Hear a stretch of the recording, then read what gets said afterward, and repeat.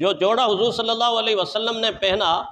جب حضور صلی اللہ علیہ وسلم کو دلہا بنایا گیا تو وہ جوڑا صدیق اکبر رضی اللہ تعالیٰ عنہ ان کا جوڑا تھا۔ آپ تیاری کریں۔ اور جب نکاح ہوا اور حضرت خدیجہ رضی اللہ تعالیٰ عنہ کی خواب حقیقت میں بدلی تو ایسا لگا ان کو کہ جیسے پیارے پیغمبر صلی اللہ علیہ وسلم کو آج دلہا بنا کے حضرت خدیجہ کے گھر میں لایا گیا، آنے والے کل میں کائنات کا دلہا بنا کر پھر خدیجہ کی جولی میں لایا جائے۔ یہ وقت تھا کہ ظاہری طور پر دلہا بن کر حضرت خدیجہ کے گھر تشریف لائے، اور ایک آنے والا وقت تھا جس کی انتظار حضرت خدیجہ کو تھی۔ اور حضرت خدیجہ رضی اللہ تعالی عنہ اپنے رشتہ دار ورقہ بن نوفل جو بڑے عالم تھے، تورات کے بڑے عالم، بڑے بزرگ تھے، ان کے پاس جایا کرتی تھی، حاضر ہوا کرتی تھی، اور حضور صلی اللہ علیہ وسلم کی نشانیاں بتایا کرتی تھی کہ ان کے اندر یہ نشانی ہے، ان کے اندر یہ نشانی ہے، ان کے اندر یہ نشانی ہے۔ جو نشانیاں کسی کو معلوم نہیں تھی وہ حضرت خدیجہ کو معلوم تھی۔ ویسے تو صداقت، دیانت، شرافت، یہ تو سارے مکے والوں کو معلوم تھی، سب کو معلوم تھی، لیکن جتنی حضرت خدیجہ کو معلوم تھی، چونکہ قرب اتنا تھا، اور اتنا قرب اور اتنی محبت بے مثل اور بے مثال۔ پیارے پیغمبر صلی اللہ علیہ وسلم کے قلب مبارک میں مخلوق میں سے اور اپنے رشتہ داروں میں سے سب سے زیادہ محبت جو دیکھنے میں آئی ہے یہ حضرت خدیجہ کے ساتھ یا حضرت فاطمہ کے ساتھ۔ ویسے تو حضور صلی اللہ علیہ وسلم سب سے ہی محبت کرتے تھے، ازواج مطہرات کے ساتھ، لیکن یہ وہ محبت تھی کہ جب جدائی کا زمانہ آیا تو اس کے بعد سے لے کے حضور صلی اللہ علیہ وسلم کے آخری زمانے تک جب بھی ان کا نام نامی کوئی لیتا تھا یا حضور یاد کرتے تھے تو اس وقت حضور صلی اللہ علیہ وسلم کی آنکھیں آبدیدہ ہو جاتی تھی، آنکھیں آبدیدہ ہو جاتی تھی۔ یہ وہ واحد نام تھے جب پیارے پیغمبر صلی اللہ علیہ وسلم کی زبان سے نکلتا تھا یا کسی کی زبان سے نکلتا تھا تو ایسا محسوس ہوتا تھا جیسے حضور تڑپ کے رہ گئے، حضور تڑپ کے رہے، خدیجہ خدیجہ خدیجہ۔ امی عائشہ صدیقہ رضی اللہ تعالیٰ عنہ فرماتے ہیں ایک دفعہ میں نے ویسے کہہ دیا، اتنا تذکرہ حضور فرماتے تھے، تو میں نے عرض کیا کہ اللہ کے نبی وہ بوڑھی خاتون تھیں، اللہ نے ان کو اپنے پاس بلا لیا تو آپ اتنے زیادہ ان کے لیے تڑپتے ہیں، تو حضور صلی اللہ علیہ وسلم کی آنکھیں آپ دیدہ ہوگی، اور فرمایا عائشہ تمہیں معلوم ہے یہ کون خاتون تھی؟ فرمایا یہ وہ تھیں کہ جس وقت سارے کے سارے اپنے بیگانے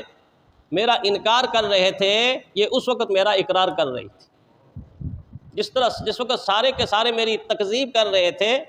یہ خاتون میری تصدیق کر رہی تھی، جس وقت سارے کے سارے منہ موڑ کے اعراض کر کے جا رہے تھے، ناراض ہو کے جا رہے تھے، اس خاتون نے اپنے دامن میں مجھے لے لیا ہوا تھا۔ یہ تو وہ تھیں کہ جب رحمت کائنات صلی اللہ علیہ وسلم اعلان نبوت سے پہلے غار حرا میں جاتے تو سامان زاد رات تیار کر کے اپنے ہاتھ سے دیتی تھی، اور رسول اللہ صلی اللہ علیہ وسلم وہاں رات گزارتے، کئی راتیں گزرتی، اور رحمت کائنات صلی اللہ علیہ وسلم اسی مقام پر تھے نا جب اللہ تعالیٰ نے پہلی وحی کا نزول فرمایا، اقرأ بسم ربک الذی خلق۔ عجیب اتفاق ہے کہ پہلی وحی کی سب سے پہلی خبر حضرت خدیجہ کو ملی، کتنی خوش قسمتی ہے، خوش نصیبی ہے۔ اور یہ بھی عجیب اتفاق ہے کہ اسلام اور دین کی سب سے پہلے تصدیق کرنے والی خاتون ہیں، اور سب سے پہلے اسلام کے لیے قربان ہونے والی اور شہید ہونے والی بھی خاتون ہیں حضرت سمیہ رضی اللہ تعالیٰ۔ جب قربانیوں کی باری آئے گی تو سب سے پہلی قربانی حضرت سمیہ نے دی دین کی خاطر، جو اسلام کی خاطر شہید ہو گئی۔ اور جب گواہی دینے کی باری آئی تو پیارے پیغمبر صلی اللہ علیہ وسلم جب وحی نازل ہوئی اور خوفزدہ ماحول پیدا ہو گیا، کیونکہ وحی کا تو ایک وزن ہے، اور پہلی مرتبہ جو واقعہ ہوتا ہے وہ واقعہ ایک انجان سا واقعہ ہوتا ہے، انسان اس سے پوری طرح باخبر نہیں ہوتا۔ تو حضور جب گھر تشریف لائے واپس تو آپ کے بدن پر کپ کپی طاری تھی، لرزہ طاری تھا، اور رسول اللہ صلی اللہ علیہ وسلم کی زبان مبارک سے جملے زملونی زملونی زملو، مجھے کمبل پہنا دو، مجھے کمبل پہنا دو، مجھے کمبل پہنا دو، مجھے ٹھنڈ لگ رہی ہے، مجھے سردی لگ رہی ہے۔ تو پیارے پیغمبر صلی اللہ علیہ وسلم کو چادر بھی پہنا رہی ہیں، اور اس خوفزدہ ماحول سے پرامن اور خوشگوار ماحول میں لانے کے لیے بڑے پیارے جملے حضرت خدیجہ رضی اللہ تعالیٰ عنہ نے فرمائے، بڑے پیارے جملے۔ جب تک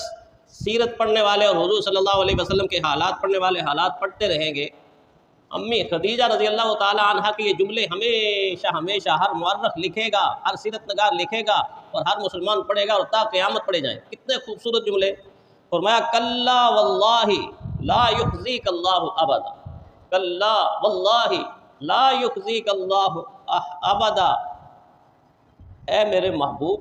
آپ کیوں گھبراتے ہیں، آپ کیوں گھبراتے ہیں، اللہ کبھی بھی آپ کو نا امید نہیں کریں، کبھی بھی آپ کو نا امید نہیں کریں گے۔ انک لتصل الرحم وتحمل الکل، آپ صلہ رحمی کرنے والے ہیں، غریبوں کا بوجھ اٹھانے والے ہیں، وتکسب المعدوم، ناداروں کی خبرگیری کرنے والے ہیں، وتعین علی نوائب الحق، اور مصائب میں لوگوں کی مدد کرنے والے۔ کیا جملے ہیں، کیا حضور صلی اللہ علیہ وسلم کی صفات ہیں۔ فرمایا آپ کو اللہ تعالیٰ کبھی بھی ایسے ماحول سے دوچار نہیں کریں گے جو مایوسی کا ماحول ہو، مایوسی سے نکال کر امید کی کرن حضرت خدیجہ رضی اللہ تعالیٰ عنہ حضور صلی اللہ علیہ وسلم کے سامنے پیش کرتی ہیں، اور پھر فوراً انہی کے پاس گئی، ورقہ بن نوفل کے پاس گئیں اور یہ حالات بیان کیے، وہاں سے خوشخبری ملی، اور اس خوشخبری سے بڑی کوئی خوشخبری نہیں ہے حضرت خدیجہ کے لیے بھی، امت کے لیے بھی، کہ ساری کی ساری کائنات کے امام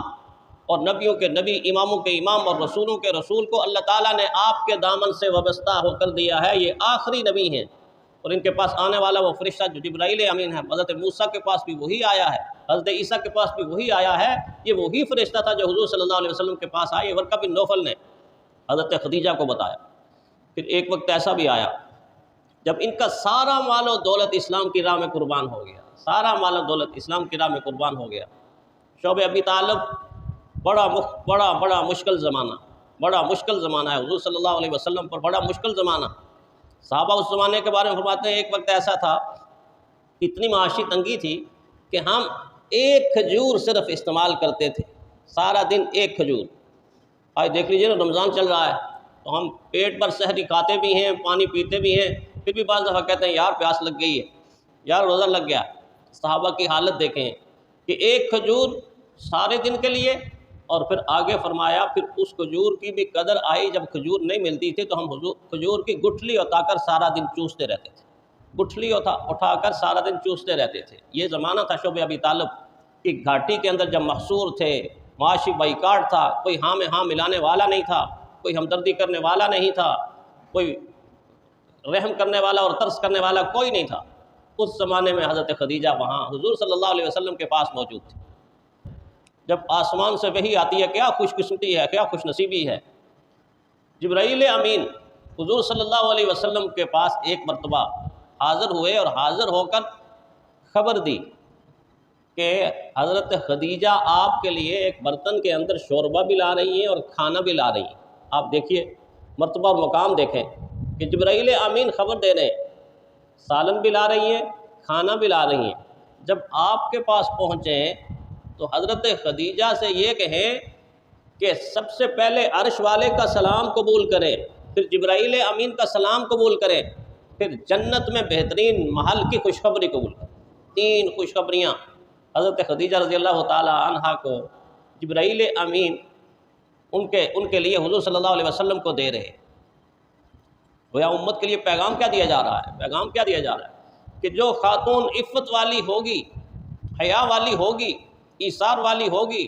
قربانی والی ہوگی، ہمدردی والی ہوگی، با اخلاق ہوگی، ملنسار ہوگی، اپنے شوہر کی ہر حال کے اندر وفادار ہوگی، عرش والا بھی اس کو سلام کرے گا اور فرش والے بھی اس کو سلام کریں گے۔ اتنی بہترین رفاقت رحمت کائنات صلی اللہ علیہ وسلم کے ساتھ نبھائی ہے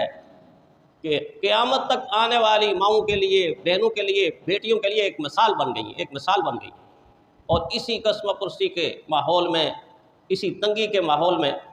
جب حضرت خدیجہ رضی اللہ تعالی عنہا حضور صلی اللہ علیہ وسلم سے جدا ہوئیں تو رحمت کائنات صلی اللہ علیہ وسلم نے ان کو جدا کیا، یعنی رخصت کیا اور لحد میں اتارا، تو اس کے بعد پیارے پیغمبر صلی اللہ علیہ وسلم ہمیشہ غم زدہ دکھائی دیتے تھے۔ اتنی محبت، اتنا پیار، اتنا انس اور اتنی قربانی ان کی ہر وقت یاد آتی تھی۔ اللہ جل شانہ نے ان کو امت کی پہلی ماں بنایا، پہلی ماں، اور رسول اللہ صلی اللہ علیہ وسلم کو اولاد سے نوازا انہی کے بطن سے۔ 4 صاحبزادیاں رحمت کائنات صلی اللہ علیہ وسلم کو عطا ہوئیں، اور پیارے پیغمبر صلی اللہ علیہ وسلم کی زندگی میں 3 صاحبزادیاں اللہ کے نبی نے اپنے ہاتھ سے آخرت کی طرف رخصت کی۔ صرف حضرت فاطمہ الزہرا رضی اللہ تعالی عنہا ہیں جو رسول اللہ صلی اللہ علیہ وسلم کے وصال کے وقت حیات تھی۔ تو حضور صلی اللہ علیہ وسلم بہت یاد فرماتے، اور اللہ تعالیٰ نے ایسا انتخاب فرمایا ایسا جو بے مثال۔ قرآن حکیم کی اس آیت میں اللہ تعالیٰ کتنی خوبصورتی کے ساتھ اہل ایمان کو یہ بتا رہے ہیں، وَالطَّيِّبَاتُ لِلطَّيِّبِينَ وَالطَّيِّبُونَ لِلطَّيِّبَاتِ۔ فرمایا کہ پاکیزہ خواتین پاکیزہ مردوں کے لیے، اور پاکیزہ مرد پاکیزہ خواتین کے لیے، جن کے دامن پاک ہیں، جن کا کردار پاک ہے، اتنا پاک کہ فرشتے معصوم ان کے کردار کی گواہی دیتے رہے۔ اور یہی ماہ مبارک تھا، رمضان المبارک تھا۔ اس رمضان المبارک کی 10 تاریخ کو حضرت خدیجہ رضی اللہ تعالی عنہ اس جہان فانی سے آخرت کی طرف منتقل ہو گئیں۔ ان کا کردار، ان کا اخلاق اور ان کا اسوہ ہمارے لیے قیامت تک آنے والے انسانوں کے لیے ایک نمونہ ہے۔ اللہ کرے کہ ان کے نقش قدم پر ہم چلتے رہیں، اور اللہ تعالیٰ ان کے نقش قدم پر چلتے ہوئے ہمیں اپنے پاس بلائے اور کامیابی کے ساتھ بلائے۔ آخر دعوانا